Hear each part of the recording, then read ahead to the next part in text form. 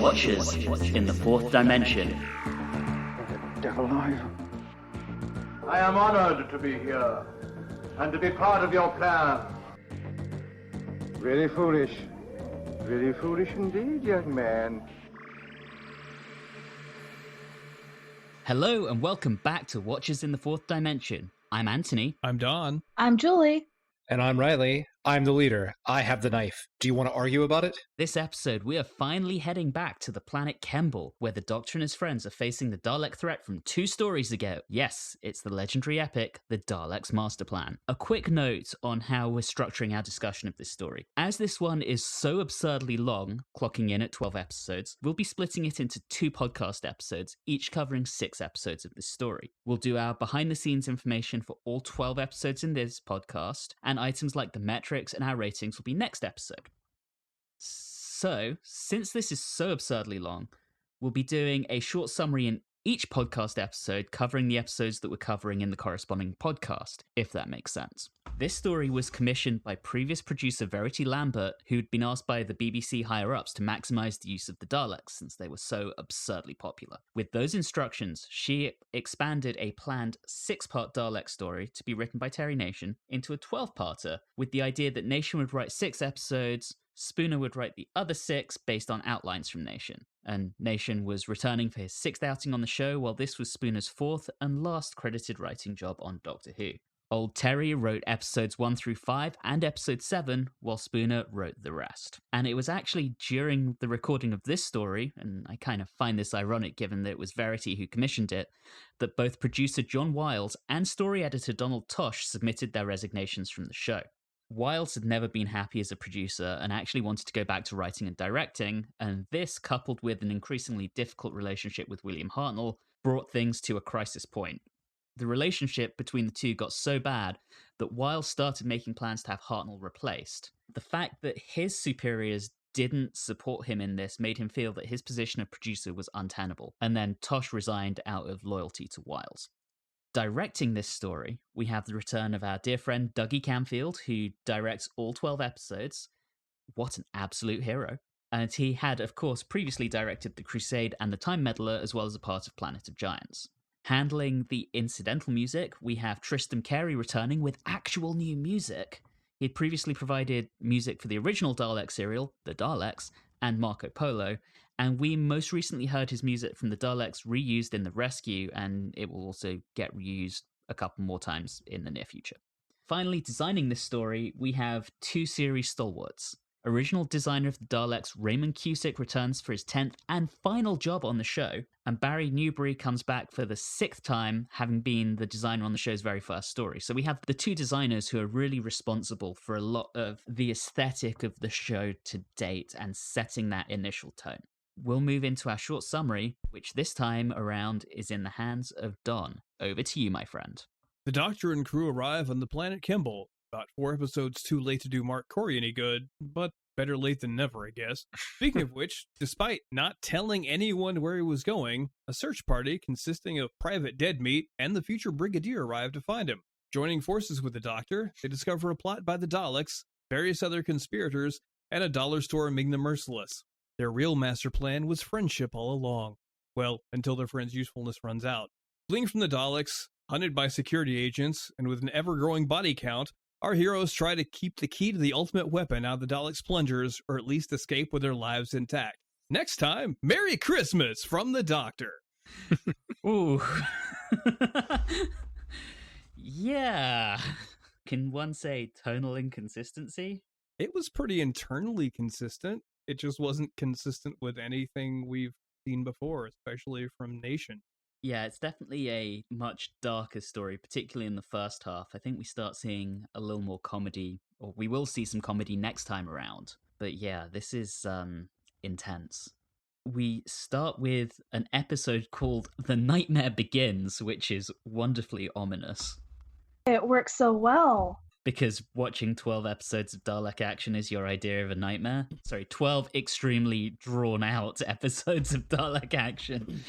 Yeah, you mentioned that it was supposed to be 6, and that was drawn out to 12, and I'm like, you should have left it at 6 or 4. Especially considering that we're 6 episodes in, and we still don't know what the time destructor does. Yeah. I mean, it destroys time, obviously. Just there's no explanation as to why this is good for Chin or the rest of the Rogues Gallery. I was a little confused by that. I'm like, so you destroy time? That doesn't really leave you with much. To me, it's just a name. It's like the Death Star. It sounds interesting. Who knows? It's funny you bring up Star Wars because I think it's a couple scenes into this first episode where we have a really long, drawn out like speech on the screen by Chin. It just goes on and on. I was like, that's it. That's where Lucas got his ideas for like the Senate scenes for the prequels, right there. This nice, dry, intergalactic politics, C-SPAN kind of thing going on. I dig it. And we also had some things thrown in there like the non-aggression pact and, a lot of things that we really absolutely need to know about. Well, and I'm still waiting with so much anticipation to find out what the score was of the Mars versus Venus games.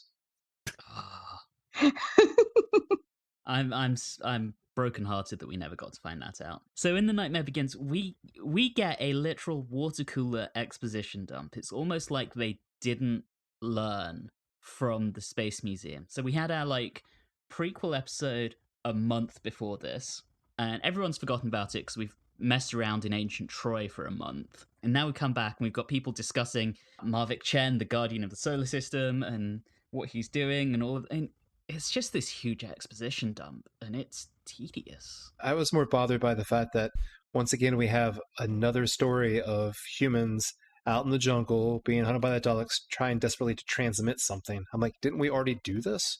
That part was a bit of a retread, considering in the previous serial he hadn't told anyone where he was going. But again, since that happened over 4 episodes ago, people might not know. And so it's kind of like in case you missed it last time, this is what happened. Yeah, no one's going to have a chance to go back and rewatch anything. Because after it was broadcast, that was it. But we do get the introduction of Brett. Yeah, Brett is the worst, kind of. He's really not that bad, but he's not great either. He's not compelling. He's the same throughout the entirety that he's around, and just kind of a jerk half the time. He's very headstrong. Very much your macho space hero. There we do get one of the things that I think we're going to have to do stats for just for this serial, which is the body count. Oh my god. Yeah. The first one to go is his buddy Kurt. Yes. Right? Private Dead Meat, as I called it. Because he was injured already before anything even started. I'm like, well, he's gone. Yes, no. Just to prove how brutal this world is, he says to Brett, go off on your own or I'll kill you. Go die in the jungle or I'll just kill you here. I mean, those are your choices, dude. It seems to be like a recurring theme here. When Brett forces his way onto the TARDIS, he threatens to kill the Doctor if he doesn't hand over the key. So we've had 2 death threats already within the first episode. We also have that same pattern repeat itself later on in the Traitors with the guy from the prison planet. If you just ask nicely. You mean the prison planet, also known as Desperos? Yes. Because it is home to such Desperos people. Good old Terry. And also they did look like members of Three Dog Night, at least from what I saw. So I'm going to call Terry Nation out on something. You guys remember when Ian, Susan, Barbara, and the Doctor were in the Dalek City, and Ian wanted to be the one to go to the TARDIS to get the anti-radiation drugs that the Thals had left behind, and Susan made up that bullshit about the lock, and how if someone other than her or the Doctor tries to open it, the lock will melt because there are weird combinations inside the lock or something. That gets completely abandoned here, and the Doctor hands over the key, and Brett just waltzes in. Wait. Are you saying that Doctor Who continuity isn't perfect? Yeah. Weird. But in 2 stories written by the same dude. It's been a couple of years. Yeah, it's been a while. Yeah, fair enough. I just want to call out Terry. I mean, I also want to talk about how poorly Katarina's written, but, Who? Exactly. That's a case of they did not know how to write for her. I don't think we really need to talk about Creaky McRedshirt because we would talk about her longer than she's ever on screen. She's there just to screw another actress. She does provide us with a wonderful line from the Doctor. Look at Katarina. She doesn't ask any questions. She doesn't have any lines. Be more like her. She's barely a character, and she doesn't even know what tablets are. Bless her heart. The other supporting character in this episode is Marvick Chen. I love Kevin Stoney as Marvick Chen. I'm not sure Marvick Chen is a great character, but Kevin Stoney, for me, shines throughout the entire story. And I get the feeling I'm alone in that. No, I'm sitting there thinking, and I agree with he is wonderful at playing that character, but oh my god, do we have to go back to him like every 5 minutes and have him give a little bit of exposition of like 2 or 3 words and then like move on? Because it just keeps going back. Yeah. Oh. I think I might be alone in this because I feel like I'm the only one that enjoyed this story. Oh, I really enjoyed it so far. No, I enjoyed it as well. I think we may all have enjoyed it for very different reasons. So, Marvick Chen, so from some of the photos, he kind of looked like the actor was in blackface. I did some reading up on this because I'm me, and that's the kind of stuff I do in my spare time because I have no life. It turned out the intent was they wanted to make him blue. I thought he was in to bring something back, Mongol face. Yeah, that's kind of what I got. No, he was in blueface because, you know, this is 5000 AD and humans have started breeding with Smurfs? I don't know. But yeah, he's meant to be slightly blue. They knew it was in black and white, right? Yes. Cool. We end The Nightmare Begins with the Daleks approaching the TARDIS, which is one of the most disappointing cliffhangers ever. I mean, maybe it was more exciting if we had the real episode, but somehow I doubt it. But that does bring us into the first real episode we've had after 6 episodes of reconstruction. Day of Armageddon. I remember very, very clearly when news of this episode's return broke in 2004, and it was very exciting. And I feel like this is our entry point into what this story actually looked like, because episode 5, when we get there, is a weird one. This is a good one to have have the full episode of. I mean, visually that is. You get the flame attachment Daleks, which are fun, and you get more aliens. We also get to see all of the delegates with their wonderful entry scene. I was sad they weren't the same ones. I did see Evil Christmas Tree in the background, I think, in a later episode. I did have like I did last time, I did write out a list for the ones that we did see when they walked into the conference room. We have Hunchback Vampire, we have Chubby Mummy, Dark Mysterio, Stone Cenobite, and Black Noir. So of those you just mentioned, which one is Zephon, the seaweed man? Oh, I didn't include him. I'm talking because at that point he was already I was talking about that big scene where they all walk in at the same time. Got it. I didn't include Seaweed Guy. No. Fair enough. Seaweed Guy, aka Zephon, walks in and his arms are like spread out. I'm just thinking, that poor actor, how tired did his arms get over the course of filming? I like that choice. I thought it was like wonderfully strange and weird and alien. I like that. Yeah, I mean, some of them went really far because not only that, the one guy, his walk was very, very, very special. Oh, yeah. But also at the same time. The kind of bouncy walk? The guy who looked like he was walking in a weird, like the gravity was less for him. Yeah, the bouncy walk. Yes. Yes, a bouncy walk. But yeah, so, like I think all of them to a certain degree tried to do something a little bit like different with their characters. And that's a pretty interesting thing. Yeah, and the fact they're calling this Universal Council together, I mean, to me, we've had the Daleks as fascists and Nazis before, but here they seem to be giving very specific analogies to communism. We've got Vietnam going on, and you've got the jungle warfare and the burning of the jungle. Mm. And this Universal Council, to me, that sounded like, it might almost be declared as the 7th Communist Congress or something like that, which was what the Soviet Union called everything. So it's an interesting switch, and it seems to be that the Daleks are just being used for any kind of totalitarian regime. To me, it seems like, I mean, we talk about how Doctor Who changes, be it through a different showrunner, through a different literal doctor. But to me, every time we've seen the Daleks, they've been different Yeah. in terms of personality, in terms of what they want. And to me, it still seems odd that they're getting people together for their invasions. Like, why would they even bother to do that? They are planning on getting rid of them as soon as they outlive their usefulness, but still, that seems like an extra step for them to go. I mean, they need Marvick Chen for the Terranium, or the MacGuffin, as you say, Don. But even then, it seems like they would just, invade somewhere and steal it rather than be all coy about it. I agree. I'm going to stand up in support of Terry Nation here and say there is that line of dialogue that it can only be found in the solar system. And I think there was something around how the Daleks were unable to breach the solar system. It can only be found in Uranus. One of the only funny lines in this entire serial. Was that the actual line? Yes.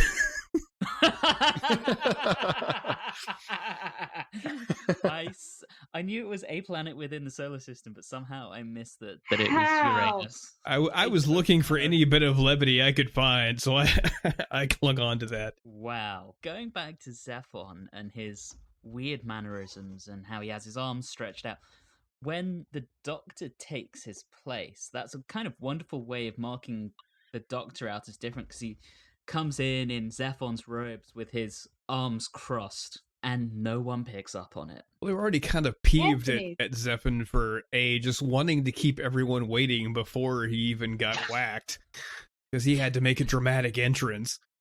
Needless dickery. Yes. Yes. There's also how many people in the room? Can't be paying attention to everybody. True. Jeez. He's not that special. He just thinks he is. While all of this is going on, you've got Brett, Stephen, and Katarina working on stealing Mavic Chen's Spar, or space car. Jesus Christ, Terry. It was the 60s. You had to put space in front of everything. I got a serious Flash Gordon vibe from that spaceship. I mean, you already mentioned Ming the Merciless as Mavic Chen, but that felt very like old school 1930s Flash Gordon with big bobbly levers and all that kind of stuff. I loved it. I just like the way he sort of barged in when I'm taking over the ship. Just a statement. Your ship is now mine. Brett Vine is very no nonsense. Yeah. And then you have this gorgeous Art Deco interior that when you see the model shots of it in space in the next episode, it just looks awful. It's just not a good design. It's not. I like the outside of it. Oh, we're the opposite from each other, Julie? Maybe. I feel like maybe, since we had two designers on this story, maybe one designed the interior and the other designed the exterior. That's maybe entirely possible. The other interesting little reference that was made in this was it was mentioned that it would take 50 years for Earth or for the solar system to provide a full M of Terranium. When the Germans in World War II started doing their analysis on building a nuclear weapon, they estimated it would take them 50 years to get enough uranium to build the bomb. They were wrong, but that was their estimate. I just thought that was a fairly interesting little parallel. Oh, I'm sure that was on purpose. Oh, definitely. 100%. So the Doctor steals the Terranium, and that kind of leads into episode 3. Yes, where Devil's we're not sure if he's made it or not. Which, again, as a cliffhanger, I mean, that's not terribly effective.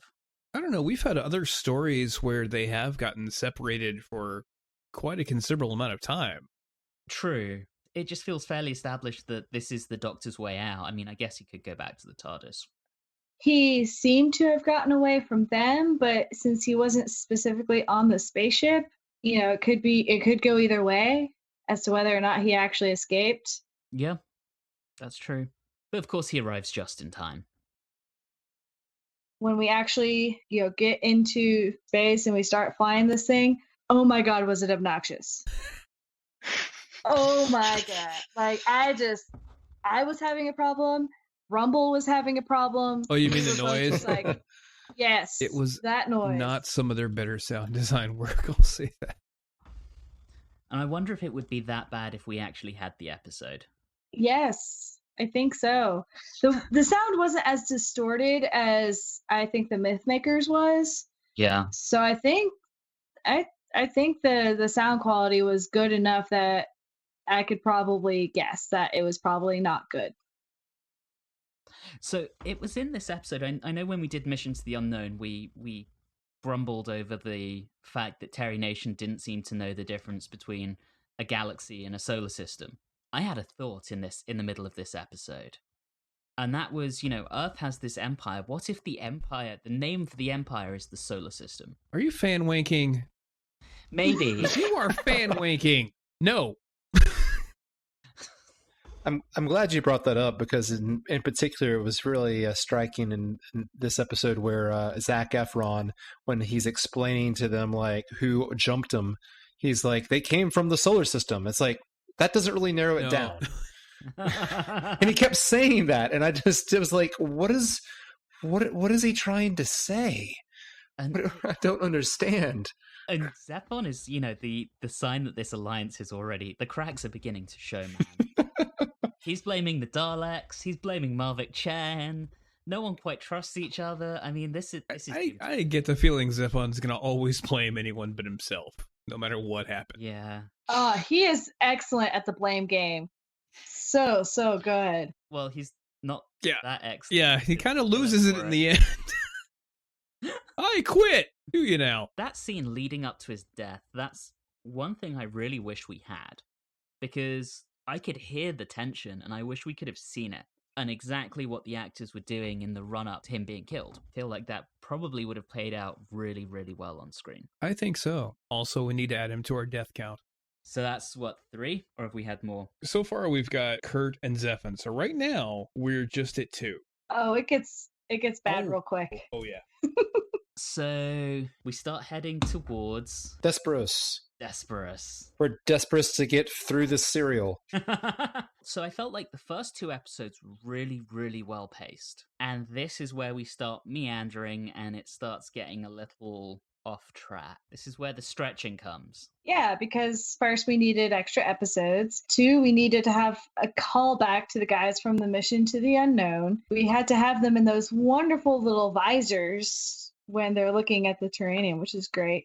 So yeah, it's just a bunch of filler. Yep. And there's no reason to go to Desperos at all. I guess narratively they have to pick up a criminal so someone can, airlock Katarina. That's Miles and his bull crap. Yeah. The serial itself, while interesting, is very disjointed. And it's disjointed to talk about it because you're getting zipped around the galaxy from one thing to another. I think it's because we don't really know how it ends. We are literally discussing half of a story. I would cut, the prison planet is ridiculous. Well, unless something crazy happens with the prison planet, the only thing that it has is it, for some reason, shows you that they're trying to kill each other while on this planet, which I don't really know why they're trying to kill each other, but they are. And then, oh, hey, look, they see that something's landed, so let's go after that. And then we all know it happens later. If they're gonna do it, they should have just stayed there, because then you can have an escape from New York in space kind of thing. They didn't. They squandered it. Instead, it was just a way of getting someone on the ship so that they could, kill off Katarina. Yeah. That's one of the things that's so interesting to me about this serial is especially knowing that it's 12 episodes long, I kept going into each episode after the first episode, ready to okay, where we're going to hunker down in, where we're going to settle in, where we're going to stay, what location we're going to stay, and go through all the plot for. But it's just it never happens. I don't know. Terry Nation gets paid by the location. I know. We've It's it's like the chase, but instead of just funny little vignettes from one to another, it's literally still trying to tell you a story, which doesn't really necessarily connect too well, especially with Desperos, because it just feels tacked on and I'm trying to think of the term that screeners say. You should always, when you're writing, you should always say the next thing happens because, not and then. And this feels like an and then when he was writing instead of 12 everything episodes happens for a reason. Yeah, exactly. So we have some filler stuff in which it turns out the one who has the knife is the leader. It's just like fire. We have a stowaway, blood-curdling scream, next episode. Let's go. One thing about that scream, though, I think Katarina can run for her money. Oh, that scream was blood-curdling. Yeah, it was very good. Look, when you've been given that little to do, what you are given, you gotta work it. Yeah. Well, I think we should go ahead and get to it. Katarina in an airlock. Dun dun dun. Episode 4, The Traitors. Yeah. See, I got that, Reilly. I Thank think you. it went over Anthony's head. Yes. Yeah. So yeah, her and what's his face both get President Rosalind.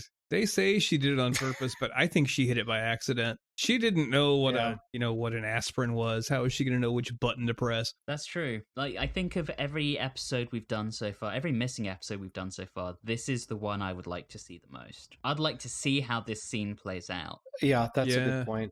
It's weird. I mean, on the loose cannon reconstruction, it's animated, and I'm assuming they are going off of camera direction note. Yeah, I think they have. I think they have all that. I was very curious because it's really interesting to see what type of tone they hit with that. That's had to have been somewhat shocking because everyone's settling in, thinking like, "Here's our next companion."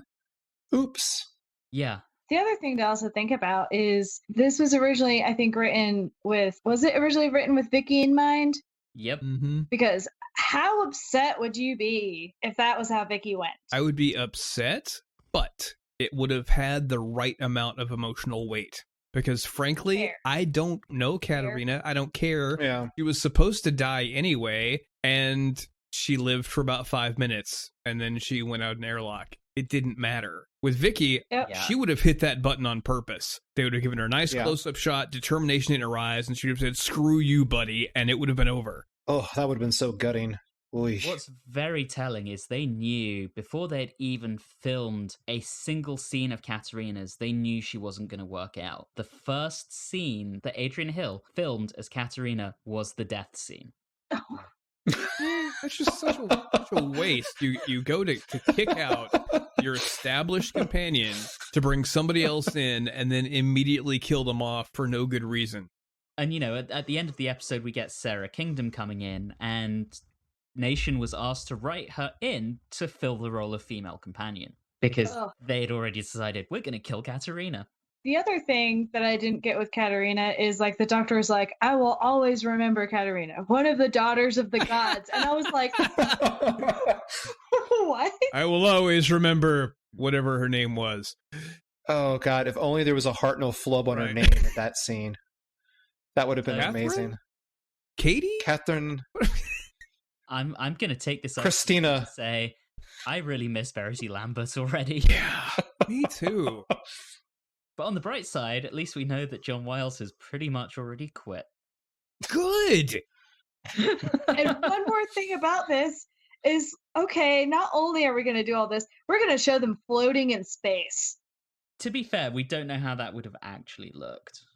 Yeah. Yeah, that's true. I just think in universe how funny it must be. Like eventually somebody, where 4000 AD coming across like, where the hell did this come from? This person from ancient Troy. This doesn't make any sense. Meanwhile, on Kemble, I was very amused by, okay, so the Daleks killed off Zephon, which means we now get another delegate being the voice of the delegates who are on Marvick Chen or the Daleks. Mm-hmm. It just feels to me like while they all have a very distinct visual representation, and I think that's in a large part down to Dougie Camfield, they're not scripted well. They're not scripted to be actual characters until they're needed. No, they're just fulfilling a role. Yeah. So we killed off one. Well, we've got to elevate another one into the role of the first one that we just killed. Well, the one they killed off was really only there to be wearing a cloak so the doctor could sneak in. Also true. So we get introduced to Sarah just as a, hey, you need to go get them. Don't ask Yeah. questions. Just go get them. And they comment how wonderful that she doesn't ask questions. This whole serial is very big on people being very happy that women aren't asking questions. Is there something like deep inside Terry Nation that's like we need to discuss? He's having some problems, perhaps. Is it Terry Nation or is it the fact that Verity Lambert isn't running? I the think show it. anymore? I blame Wiles. He seems to have a problem with Yeah. women. Yeah, I mean, he's already thrown out 2 female companions. I just Yeah. imagine that he has like constant like threats to like future female actors. I'll throw you out the damn airlock. You better watch it. So Sarah Kingdom was brought in to be kind of Doctor Who's answer to Kathy Gale or Emma Peel from the Avengers. Kind of badass woman in leather. While she may like strut in and just kill Brett, she doesn't actually seem that badass to me. I don't know. I mean, she seemed more badass before they got through the transmitter or whatever that sends them away with the mice. At first I was like, she is like just cold blooded. She wanted to shoot him in the head. I'm like, they're not zombies. There's no need for that. Aim for the head, she says. It's almost like she's been brainwashed. You know, a little she's bit. Just so brutal and unnecessarily so. She doesn't ask questions. Well, I mean, Brett was kind of the same way. I think it was Sandov who talked about this. This regime is just so ridiculously brutal and totalitarian. Well, it's so funny because they were under some sort of peace agreement, and yet they're this brutal. It's a very brutal piece. Yeah. And Sandov mentions that if the Daleks weren't around, this is the kind of regime the Doctor would be working to overthrow. Yeah. Tonally, it feels so off with the rest of the show so far. And that's not to say it's not enjoyable, but just at times this feels like it's a completely different show. I don't think we've discussed my favorite character, Daxter. Was he the totally not gonna betray them guy? This is the person that Brett kept saying, like, oh man, we gotta get a Daxter. Oh man, he'll figure this out. He'll help us out. Daxter. And I'm like, man, we're really building up this Daxter guy. Incidentally, he was originally just going to be called Dexter. That's not spacey enough. Well, that's exactly what they said when Nation scripts were submitted. They were like, we're going to space up most of the names, if that's okay. Wow. Yeah. And I just love that Daxter, like, all this build up, he comes in for one scene, acts all confused, and then gets killed. it's practically comedic how it's written, especially that it's Brett himself who kills him. I mean, it just seems so completely inconsistent for Brett to be like, oh, this guy's great. He's wonderful. And then, like, only in one scene is his faith and his trust in him completely shattered. And he completely kills him just off of that. It's a brutal universe. Yes. But if we're talking about names, Sarah's partner's name was Borkar. And that's just the best. I think he was originally meant to be Barker. Borkar. Okay. It's much better. Yeah, it really is. It's funny. He sounds like he'd be Porkin's cousin from Star Wars. With Sarah gunning down Brett at the end. How many deaths are we up to so far? 6. Damn. And 4 of those are in this episode? Yes. Yeah. This episode is not pulling its punches. Oh, no. Bunch of traitors. I do love how political Marvick Chen is. I mean, obviously he's meant to be the suave leader of the solar system. You know, he comes in, he tries to discredit Trantis, he claims that the Doctor and his friends come from Trantis' galaxy. It's, okay, Zephon's gone. Who do I need to take down next? That's actually one of the things I really enjoyed about this serial was it's not just, oh, look, here's the Daleks running around exterminating people. It was very much, there's a certain element of it that reminded me of Thing, in that you never knew who you could trust. Yeah. And I like that about this serial. But really, it's that you just can't trust anybody. Yeah, that's true. I think one question that will be interesting to come back to when we get to the very end is who was the real villain of this piece? Was it the Daleks or was it the enemy within? That takes us into episode 5, Counterplot, which has Steven's wonderful corduroy blazer. Oh, I'm so glad you mentioned that. That thing was gigantic. It really was. Those shoulder pads were magnificent. Ian had so much better fashion sense than Steven ever will. You've never forgiven him for shaving. Just admit it. I mean, you're not wrong, but still, it was so bad. That coat it needs to be burned. Absolutely needs to be burned.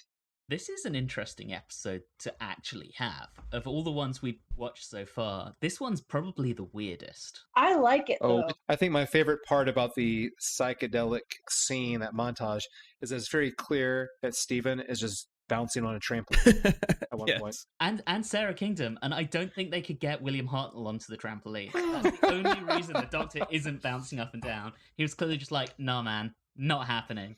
I was like, why aren't they showing the Doctor? And then I'm like, okay, that makes sense now. Oh, they were making the best faces, though. That scene was wonderfully bonkers. I mean, it's still another contrived scene where they're going to be sent to yet another planet I don't really feel like there's much of a reason for them to be sent there other than to just get them away from people that they were trying to capture them. Well, I mean, you've also, during the course of this, they've got to move Sarah onto their side. Yeah. Yeah. And it's so strange how Sarah's personality changes so much. She just seems so much more congenial after that being beamed across. No, they were disseminated across. Disseminated. Disseminate. It's almost like when they wrote her originally, and like her first couple scenes, like, oh, she's going to be like Maga, just going to be like brutal and just chop, chop, chop, chop, chop. And like, oh, wait, we're going to try to like have her buddy up. Okay, we need to actually start writing her in that way.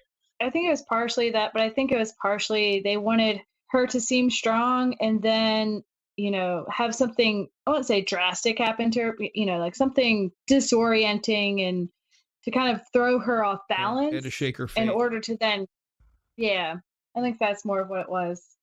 Speaking of heading to a new planet, one thing I really appreciate, and I want to give some kudos to the two designers on this, they managed to make the jungle they land in look and feel very different to the one on Kemble. And I think it would have been so tempting just to reuse that same set, but they didn't. And I really like that. Agreed. Mm-hmm. And I actually think they did a good job with the invisible monster things. The Visians, I believe? Yeah. They should have been called the Invisians. Because they're invisible. I mean, it's a weird premise and maybe not like the best thing to have, but considering what they had to work with, I feel like they did a decent job of... I feel like at that point, when I saw they were going in the invisible creature bit, I was like, so we ran out of money for this serial then? Is that why we're doing this? The other thing I love as a cap to the transmission, what did they call it? The molecular dissemination. When they land, the doctor's like, the mice couldn't have done that. I just want you guys to know Douglas Adams was 13 years old at this point. Oh, there you go. And he was apparently a Doctor Who fan. By the way, I do have the mice on my death count as well. I was about to ask. Also, the Dalek pursuit fleet, who were destroyed for their failure, plus the Daleks and some Visians. How many Daleks are you counting as being in the pursuit? I didn't put a number. I just wrote it down. So we'll take a swag at $15. We'll say $15. Okay, and how many do you think were killed by the Visians? 3. 3. And how many Visians? 3. 3. Okay. Everything is divisible by 3 in this. Why not? It's 12 episodes long. That's divisible by 3.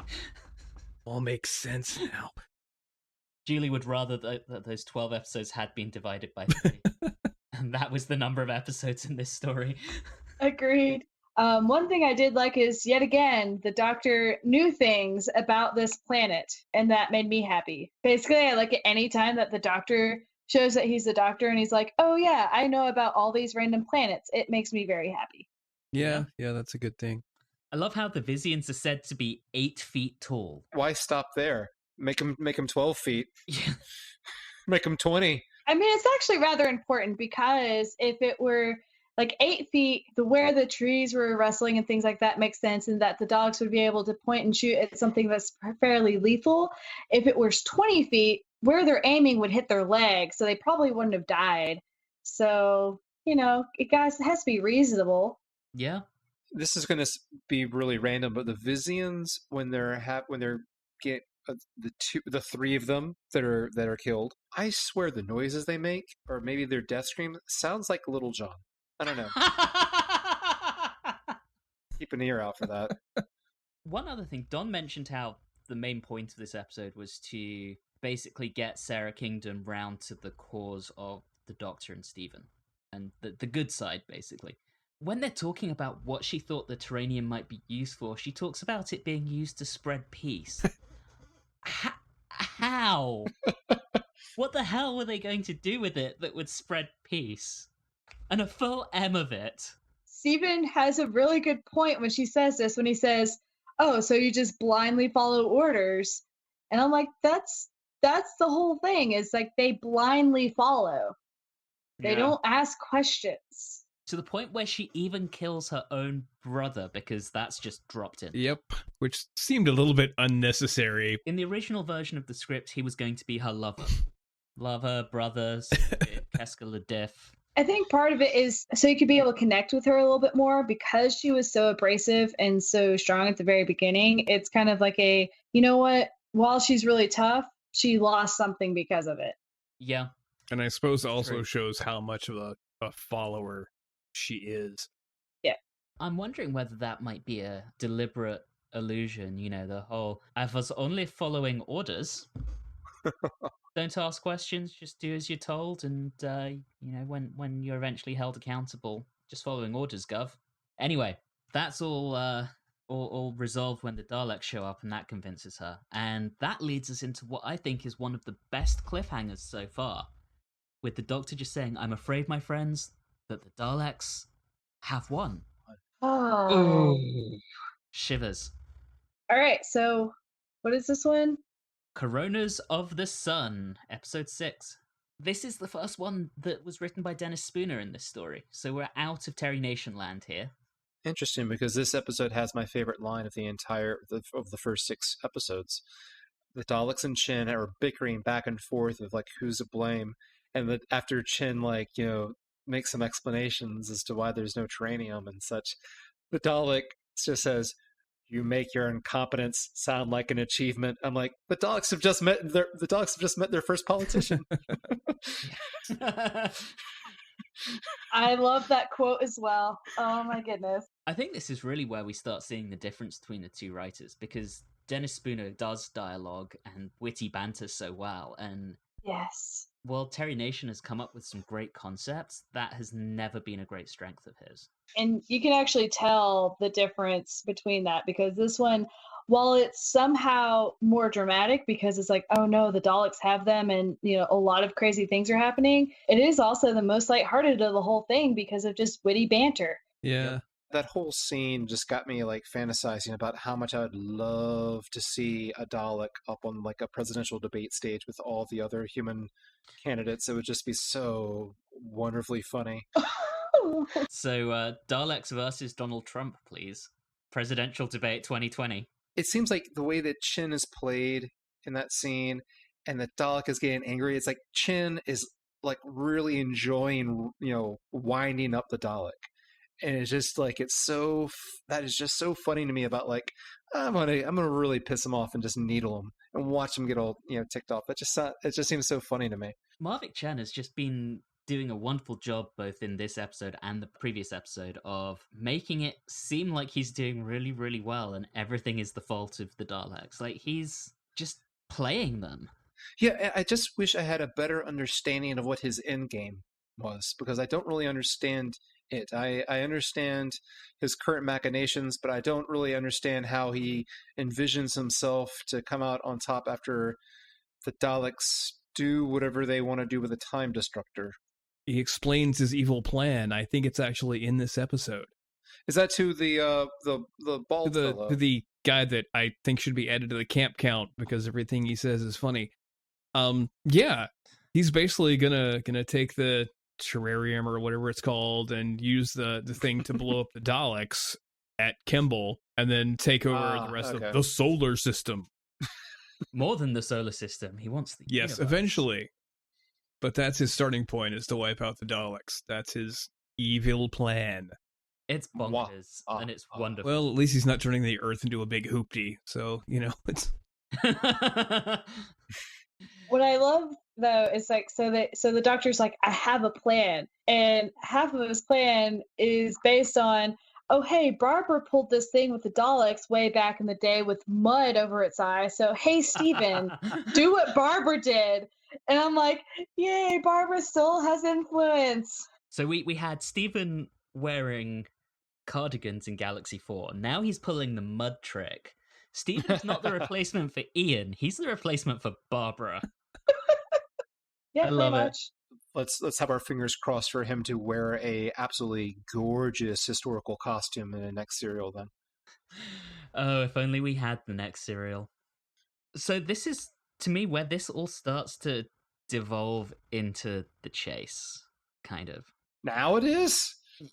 I feel like we've already been going through it. Even more so. So we have all this stuff with the Daleks controlling the ship, and then they're not controlling it, and then they're controlling it again. It's like, oh my god, just make up your mind. And then we have Steven being told, hey, don't do that. And then Steven's like, but I want to do the thing. Don't do the thing. I actually really like that because he's from a time before this. The Doctor's from a time ahead of it. So Steven, who is a primitive by these standards, does make himself look like a primitive and knocks himself unconscious. Again, I think that's Spooner being Spooner and writing these things better than Terry Nation possibly could. I love it. And then like things that it's like, oh yeah, like when he was shot at and he didn't get exterminated because of this force field. I'm like, that's a whole bunch of poppycock and nonsense, but yet it works anyway. And we believe it and we just move on. And it's great. Yeah.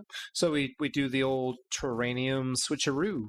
One thing I really, really loved here was by the time they're heading out to face the Daleks, so they arrive back on Kemble, and the Doctor's, in very hushed tones says, now we must face the Daleks. And think about the chase and how they'd basically been turned into comedy figures. And between Mission to the Unknown and the first 6 episodes of this, the Daleks feel threatening again.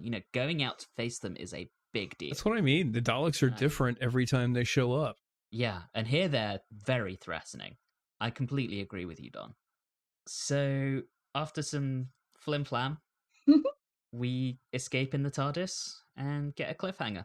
One last thing before that is the Doctor gets very, very angry at Steven to the point where he sounds like the cranky old Doctor again who hates everybody. And I'm just like, do we have to go that far? We can tell Steven he was wrong without being like, well, we'll just throw you out.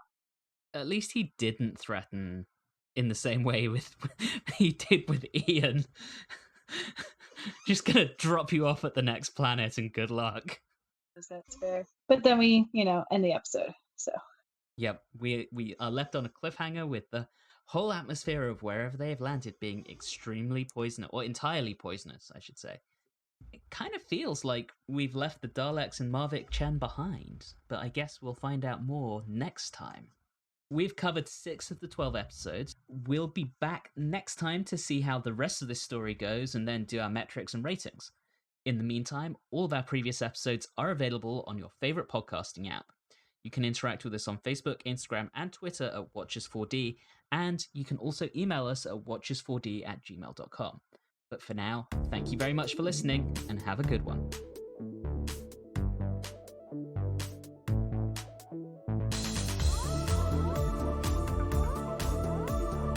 You have been listening to Watchers in the Fourth Dimension with Don Smith, Reilly Schreck, Julie Philippek, and myself, Anthony Williams. This episode, Poppycock and Nonsense, was recorded on Tuesday the 5th of November, 2019.